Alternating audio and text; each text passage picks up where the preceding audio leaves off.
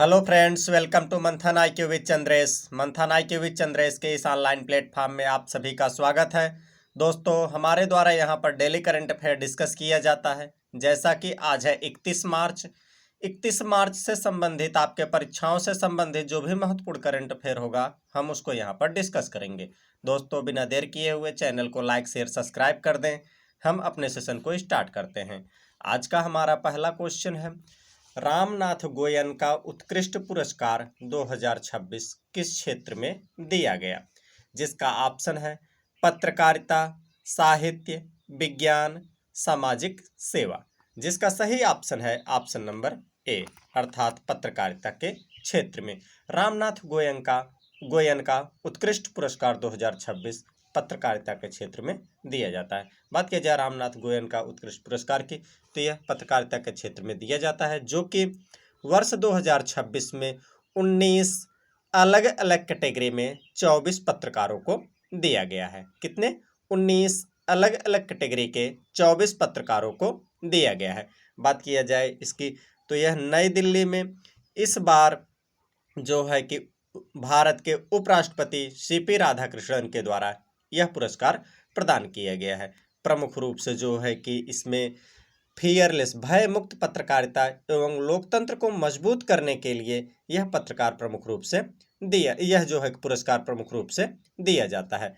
बात किया जाए इस रामनाथ गोयनका की, तो रामनाथ गोयनका फाउंडेशन के द्वारा यह अवार्ड दिया जाता है। बात किया जाए ये इस अवार्ड की, तो इस अवार्ड की को जो है कि द इंडियन एक्सप्रेस ग्रुप के संस्थापक रामनाथ गोयनका के यादगार के रूप में दिया जाता है। बात किया जाए रामनाथ गोयनका की, तो रामनाथ गोयनका फियरलेस यानी कि भय मुक्त पत्रकारिता के लिए प्रसिद्ध थे और उसी के कारण उन्हीं के नाम पर यह पत्रकारिता का उत्कृष्ट अवार्ड दिया जाता है।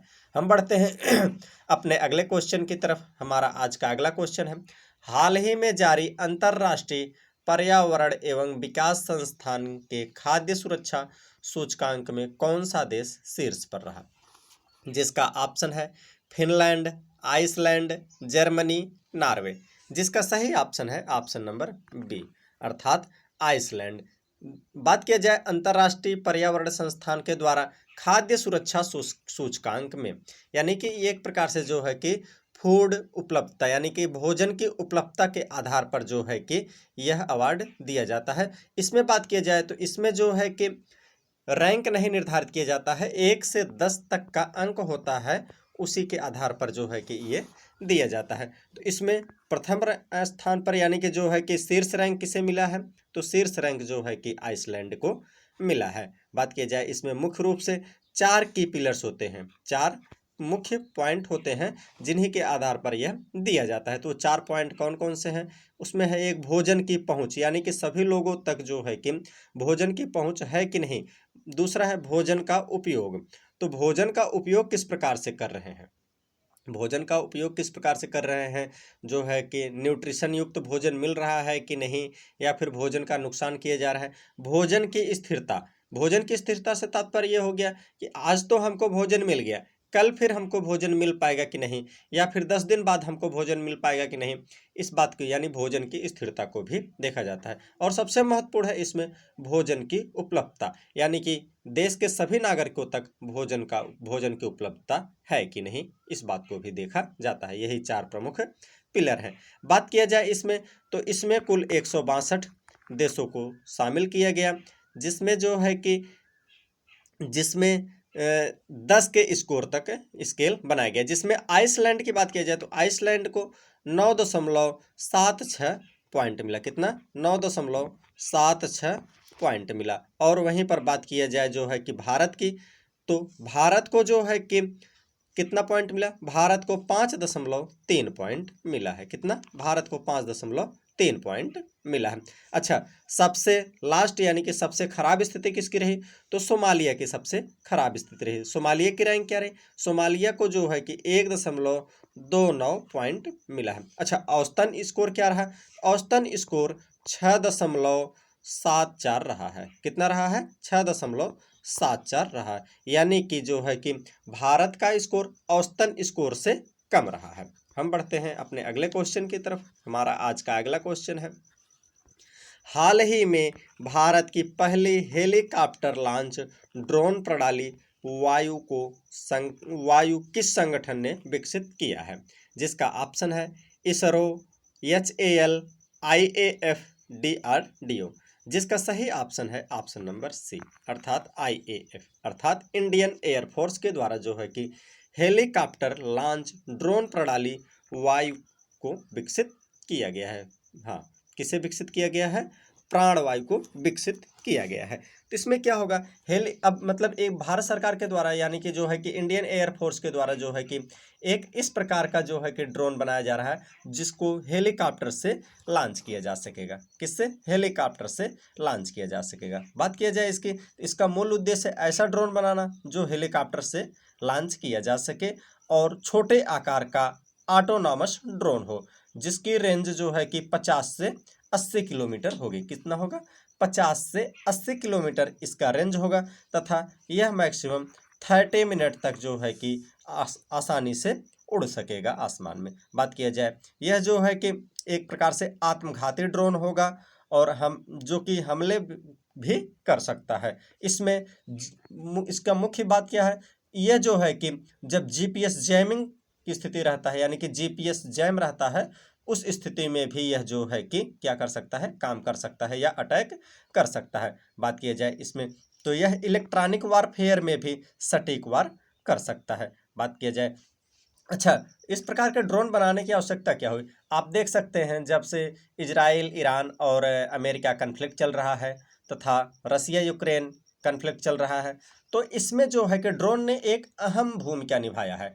तो इसीलिए जो है कि आने वाले भविष्य में युद्ध में या फिर सुरक्षा के दृष्टि से ड्रोन के महत्व को देखते हुए भारत सरकार के द्वारा जो है कि तमाम प्रकार के ड्रोन को जो है कि बनाए जाने की या ड्रोन के क्षेत्र में आत्मनिर्भरता की तरफ जो है कि प्रयास किया जा रहा है। तो उसी के तहत ये बात की जा रही है।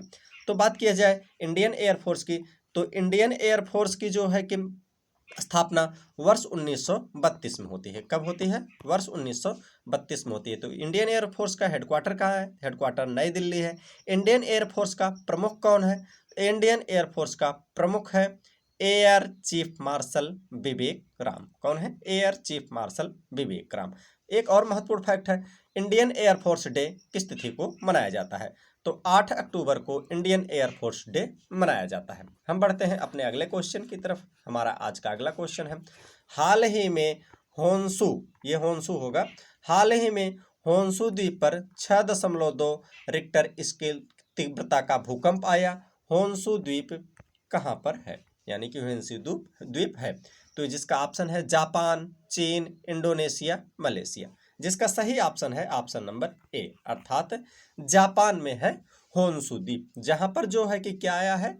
6.2 रिक्टर स्केल का भूकंप है। बात की जाए जापान की तो जापान रिंग ऑफ फायर के जोन में आता है, यानी कि दुनिया में सर्वाधिक मात्रा में यदि कहीं पर भूकंप आते हैं तो वो जापान में आते हैं। बात किया जाए होन्शु द्वीप की तो होन्शु द्वीप जापान का सबसे बड़ा जो है कि द्वीप है तथा यहाँ पर सर्वाधिक आबादी भी रहती है। तो होन्शु आइलैंड पर जापान की जो है कि 80% आबादी निवास करती है। कितना? 80% आबादी होन्शु द्वीप पर जापान की निवास करती है। बात किया जाए मुख्य शहर जैसे कि जापान की कैपिटल टोक्यो भी जो है कि होन्शु द्वीप पर ही अवस्थित है। बात किया जाए जापान के कुछ प्रमुख द्वीपों की तो जापान में होन्शु, क्यूशु एवं शिकोकू नामक द्वीप पाए जाते हैं। अच्छा, इस भूकंप की बात की जाए, इस भूकंप की जो है कि सेंटर यानी कि इपी सेंटर यानी कि केंद्र बिंदु कहाँ था? तो होन्शु द्वीप पर जमीन के 10 किलोमीटर की गहराई पर इसका सेंटर था। बात किया जाए जापान की तो जापान की कैपिटल है टोक्यो, जापान की मुद्रा है जापानी येन, जापान के जो है कि प्रधानमंत्री हैं सेन तकाइची कौन है? सेन तकाइची हैं। बात की जाए सेन तकाइची की तो सेन तकाइची जापान की पहली महिला प्रधानमंत्री भी हैं। बात किया जाए जापान की तो भारत एवं जापान के बीच धर्म गार्जियन नामक युद्धाभ्यास होता है तथा वीर गार्जियन नामक युद्धाभ्यास भी भारत एवं जापान के बीच होता है। बात किया जाए जो है कि हम बढ़ते हैं अपने अगले क्वेश्चन की तरफ। हमारा आज का अगला क्वेश्चन है, हाल ही में पेमेंट्स विजन 2028 किस संस्थान ने जारी किया, जिसका ऑप्शन है एसबीआई, आरबीआई, पीएनबी, बीओबी। जिसका सही ऑप्शन है ऑप्शन नंबर बी, यानी कि आरबीआई अर्थात रिजर्व बैंक ऑफ इंडिया ने पेमेंट्स विजन 2028 जारी किया है। इसके तहत क्या किया जाएगा, तो इसके तहत जो है कि इसका प्रमुख उद्देश्य क्या है, इसका प्रमुख उद्देश्य है डिजिटल पेमेंट को और आसान बनाना एवं सुरक्षित बनाना। पेमेंट विजन का मुख्य उद्देश्य क्या है, डिजिटल पेमेंट को और आसान एवं सुरक्षित बनाना, इसका मुख्य उद्देश्य है। तो इसका थीम क्या है, तो इसका थीम है जो है कि थीम है शेपिंग इंडियाज पेमेंट फ्रंटियर। क्या है, शेपिंग इंडियाज पेमेंट फ्रंटियर। बात किया जाए इसमें अब तो जो है कि आरबीआई के द्वारा जो है कि ई चेक लाए जाने की बात की जा रही है पेमेंट विजन के तहत। ई चेक में क्या होगा, ई चेक में होगा कि चेक से संबंधित धोखाधड़ी के जो है कि कम हो जाएगा या बंद हो जाएगा। इसमें क्या होगा, इसमें जो है कि जैसे चेक से संबंधित, सिग्नेचर से संबंधित जो धोखाधड़ी के मामले होते हैं वो बंद हो जाएगा, और इसके साथ साथ जो है कि लेन देन में भी जो है पारदर्शिता एवं सुरक्षा बढ़ेगी। बात किया जाए आरबीआई की, तो आरबीआई की स्थापना 1 अप्रैल वर्ष 1935 को हुआ था। बात किया जाए आरबीआई की स्थापना की, तो आरबीआई की स्थापना 1934 की हिल्टन यंग समिति के सिफारिश पर की गई थी। कब किया गया था, 1 अप्रैल 1935 को किया गया। बात किया जाए आरबीआई की राष्ट्रीयकरण की, आरबीआई का राष्ट्रीयकरण 1 जनवरी 1949 को हुआ था। बात किया जाए आरबीआई के गवर्नर की, आरबीआई के गवर्नर हैं संजय मल्होत्रा, जो कि आरबीआई के 26वें नंबर के गवर्नर हैं। किस नंबर के, आरबीआई के सर। हाँ, तो हम बढ़ते हैं अपने अगले क्वेश्चन की तरफ। हमारा आज का अगला क्वेश्चन है, हाल ही में जल जीवन मिशन 2.0 में शामिल होने वाला 12वां राज्य कौन बन गया है, जिसका ऑप्शन है नागालैंड, मेघालय, असम, त्रिपुरा। जिसका सही ऑप्शन है ऑप्शन नंबर बी, अर्थात मेघालय जो है कि जल जीवन मिशन 2.0 में शामिल होने वाला 12वां राज्य बन गया है। अच्छा, जल जीवन मिशन का मुख्य उद्देश्य क्या है, जल जीवन मिशन का मुख्य उद्देश्य है हर घर तक स्वच्छ पेयजल पहुंचाना। क्या है, हर घर तक स्वच्छ पेयजल पहुंचाना। बात किया जाए तो इसमें जो है कि जल जीवन मिशन में ग्रामीण लोगों को इसकी देखभाल में शामिल भी किया गया है। बात किया जाए इसके लक्ष्य की, तो स्वच्छ पेयजल की आपूर्ति करना है। बात की जाए स्वच्छ जल जीवन मिशन की शुरुआत कब की गई, तो जल जीवन मिशन की शुरुआत 15 अगस्त 2019 को किया गया। कब किया गया, 15 अगस्त वर्ष 2019 को किया गया। इस मिशन के शुरुआत के समय जो है कि भारत के लगभग 17% ग्रामीण क्षेत्रों में जो है कि नल की आपूर्ति थी, यानी कि शुद्ध पेयजल की आपूर्ति थी। परंतु वर्तमान में जो है कि शुद्ध पेयजल की आपूर्ति की बात की जाए तो वर्तमान में लगभग 81% जो है कि भारतीय घरों में, यानी 81% ग्रामीण घरों में स्वच्छ पेयजल की आपूर्ति हो गई है। इसका मिशन क्या है, तो इसका लक्ष्य क्या है, तो इसका लक्ष्य है 100% जो है कि घरों तक स्वच्छ पेयजल की आपूर्ति सुनिश्चित करना। तो इसके लिए बजट क्या निर्धारित किया गया, तो स्वच्छ पेयजल मिशन के लिए बजट जो निर्धारित किया गया है वह है 8.69 लाख करोड़ रुपए।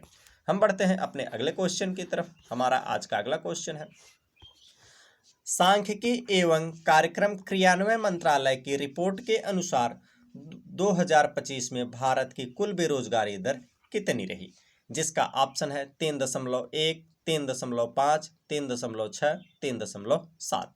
जिसका सही ऑप्शन है ऑप्शन नंबर ए, अर्थात जो है कि 3.1।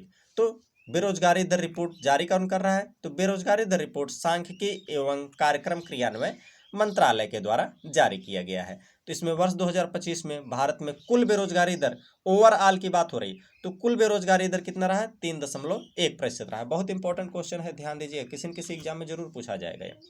और बात किया जाए जो है कि इसमें तो वर्ष 2024 में कितना था, तो वर्ष 2024 में कुल बेरोजगारी दर 3.2% था। कितना था, 3.2% था। यानी कि 2025 में जो है कि 0.1% बेरोजगारी दर में कमी दर्ज की गई है। बात किया जाए बेरोजगारी दर की, तो बेरोजगारी दर जो है कि कई कैटेगरी में जो है कि इसका निर्धारण किया जाता है। तो एजुकेटेड अनएम्प्लॉयमेंट, यानी कि जो है कि शिक्षित बेरोजगारों की संख्या क्या है, तो शिक्षित बेरोजगारों की संख्या इस समय 6.5% है। कितना है? 6.5% है। वहीं पर बात की जाए 2024 की, तो शिक्षित बेरोजगारी दर 2024 में 7% थी, यानी कि जो है कि 0.5% जो है कि शिक्षित बेरोजगारी दर में कमी दर्ज की गई है। वहीं पर बात किया जाए 15 वर्ष से 29 वर्ष के बच्चों की बेरोजगारी दर, तो 15 वर्ष से 29 वर्ष के बच्चों की बेरोजगारी दर जो है कि 10.3% से घट करके 9.9% हो गया है। कितना? 10.3% से घट करके 9.3% हो गया है। तो हम बढ़ते हैं अपने अगले क्वेश्चन की तरफ। हमारा आज का अगला क्वेश्चन है, हाल ही में विश्व पियानो दिवस किस तिथि को मनाया गया? जिसका ऑप्शन है 26 मार्च, 27 मार्च, 28 मार्च, 29 मार्च। जिसका सही ऑप्शन है ऑप्शन नंबर डी, अर्थात विश्व पियानो दिवस 29 मार्च को मनाया गया। बात की जाए मार्च महीने की कुछ प्रमुख तिथियों की, तो 1 मार्च को विश्व नागरिक सुरक्षा दिवस मनाया गया, 3 मार्च को विश्व वन्य जीव दिवस मनाया गया, वहीं पर 8 मार्च को अंतर्राष्ट्रीय महिला दिवस मनाया गया, 10 मार्च को अंतर्राष्ट्रीय महिला न्यायाधीश दिवस मनाया गया, 13 मार्च को विश्व नींद दिवस मनाया गया, 14 मार्च को पाई दिवस मनाया गया। तो पाई दिवस से आपको याद आना चाहिए पाई का वैल्यू क्या होती है, आप लोग कमेंट बॉक्स में आंसर दीजिएगा, पाई की वैल्यू क्या होती है। तो वहीं पर बात की जाए 15 मार्च की, तो 15 मार्च को जो है कि विश्व उपभोक्ता अधिकार दिवस मनाया गया, 16 मार्च को जो है कि राष्ट्रीय टीकाकरण दिवस मनाया गया, 20 मार्च को विश्व गौरैया दिवस मनाया गया, 21 मार्च को विश्व कठपुतली दिवस मनाया गया, 22 मार्च को जो है कि विश्व जल दिवस मनाया गया। तो जल दिवस की थीम क्या है, आप लोग कमेंट करिएगा, जल दिवस की थीम क्या है? 22 मार्च को जो जल दिवस विश्व जल दिवस मनाया गया है, इसकी थीम क्या है, आप लोग कमेंट करिएगा। वहीं पर बात की जाए 23 मार्च को, तो 23 मार्च को शहीद दिवस एवं विश्व भालू दिवस मनाया गया। 26 मार्च की बात की जाए तो 26 मार्च को मिर्गी जागरूकता दिवस मनाया गया। वहीं पर अब 29 मार्च को विश्व पियानो दिवस मनाया गया है। हम बढ़ते हैं अपने अगले क्वेश्चन की तरफ। हमारा आज का अगला क्वेश्चन है, हाल ही में किस देश ने कक्षा 5 तक के सभी छात्रों की पारंपरिक परीक्षाएं, ये परीक्षाएं होंगी पारंपरिक परीक्षाएं खत्म कर दी है? जिसका ऑप्शन है नेपाल, भूटान, अफगानिस्तान, म्यांमार। जिसका सही ऑप्शन है ऑप्शन नंबर ए, अर्थात नेपाल के द्वारा कक्षा 5 तक के सभी पारंपरिक परीक्षाओं को समाप्त कर दिया गया। अच्छा, बात किया जाए जो है कि अभी हाल फिलहाल में नेपाल के प्रधानमंत्री की नियुक्ति किया गया है या प्रधानमंत्री चुने गए हैं, तो जिनका नाम क्या है, तो जिनका नाम बालेन शाह है या कहीं कहीं पर बालेंद्र शाह भी मिल गया है। तो इन्होंने कुछ प्रमुख जो है कि निर्णय लिए हैं। तो जैसे इन्होंने क्या क्या निर्णय लिए हैं, इन्होंने निर्णय लिया है कि नेपाल के अंदर सभी स्कूलों एवं कॉलेजों में जो है कि राजनीतिकरण बंद किया जाएगा। और बात की जाए इन्होंने और क्या निर्णय लिया, इन्होंने निर्णय लिया है विदेशी नामों से जो विद्यालय चल रहे हैं, जैसे ऑक्सफोर्ड विश्वविद्यालय, सेंट जेवियर्स, इस तरह के जो है कि जो विद्यालय चल रहे हैं, अब उनके नाम बदल करके नेपाली नाम किए जाएंगे। और इन्होंने एक और निर्णय लिया, कक्षा 5 तक के सभी छात्रों की पारंपरिक परीक्षाएं बंद करने का निर्णय लिया है। बात किया जाए जो है कि नेपाल की, तो नेपाल की कैपिटल है काठमांडू, नेपाल के मुद्रा है नेपाली रुपया, नेपाल के प्रधानमंत्री हैं बालेन शाह या कहीं कहीं पर बालेंद्र शाह भी मिलता है। बात किया जाए नेपाल के प्रेसिडेंट की, तो नेपाल के प्रेसिडेंट हैं रामचरण पौडेल। बात किया जाए भारत एवं नेपाल की, तो भारत एवं नेपाल के बीच जो है कि सूर्य किरण नामक युद्धाभ्यास होता है। कौन सा? सूर्य किरण नामक युद्धाभ्यास होता है। एग्जाम में पूछा गया, ध्यान दीजिएगा इसे। बात किया जाए नेपाल की, तो आरबीआई यानी कि रिजर्व बैंक ऑफ इंडिया के द्वारा जो है कि नेपाली रुपए में नेपाल को भारतीय रुपए में उधार देने की घोषणा की गई, यानी कि आरबीआई के द्वारा जो है कि नेपाल को भारतीय रुपए में उधार देने की घोषणा की गई है। हम बढ़ते हैं अपने अगले क्वेश्चन की तरफ, जो कि आज का हमारा लास्ट क्वेश्चन होगा। हाल ही में विश्व शांति में योगदान के लिए किसे प्रतिष्ठित ग्रैंड प्राइज से सम्मानित किया गया है? जिसका ऑप्शन है कावे मदानी, जुपल्ली कृष्णा राव, जयंती कुमारेश, अशोक शर्मा।